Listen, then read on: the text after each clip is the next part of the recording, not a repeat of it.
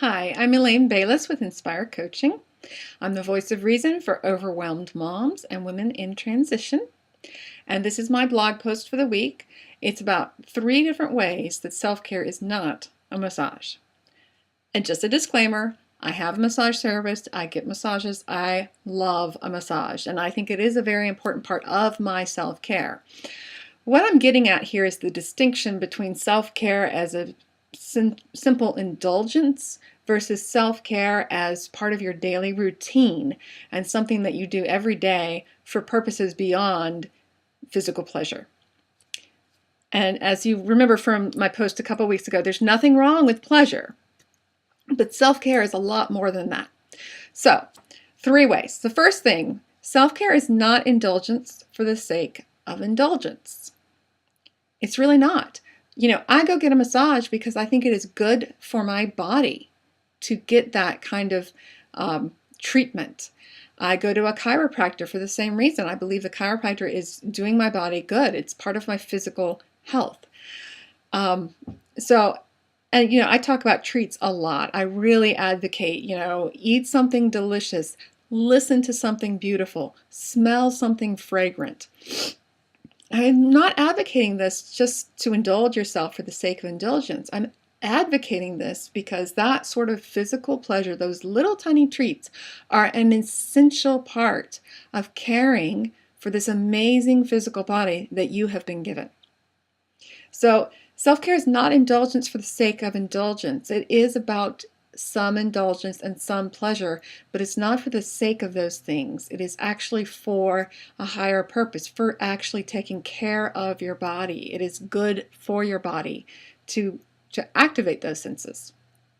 Point number 2, self-care not always pleasurable. Now, Glennon Melton of Momastery fame had a whole blog post about this last week because she went to the doctor to get her moles checked.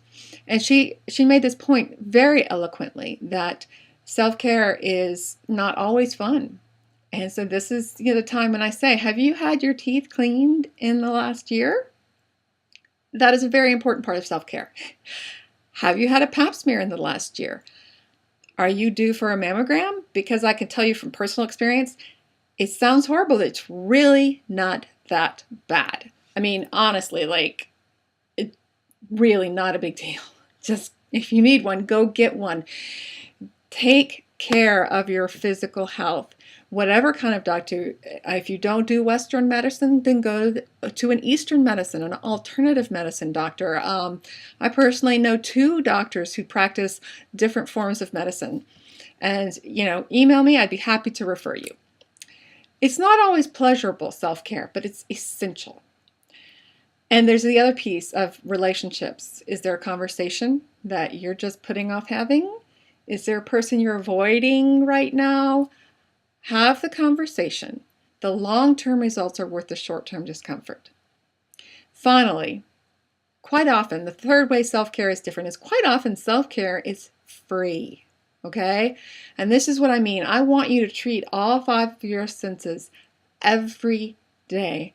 Get into the habit of taking time to literally smell the roses.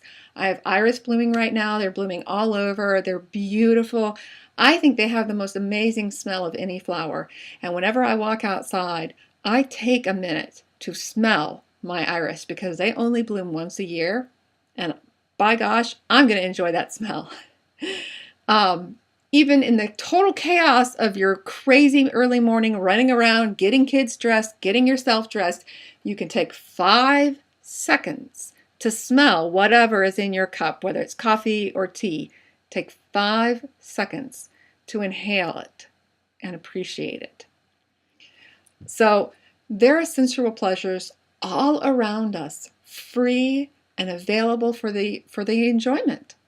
So take advantage of those. Don't think that in order to exercise proper self-care, you have to spend a lot of money. You don't. And that's my tip for this week. I hope you can use this to help you make a reality that works. Thanks. This is Elaine.Bayless with Inspire Coaching.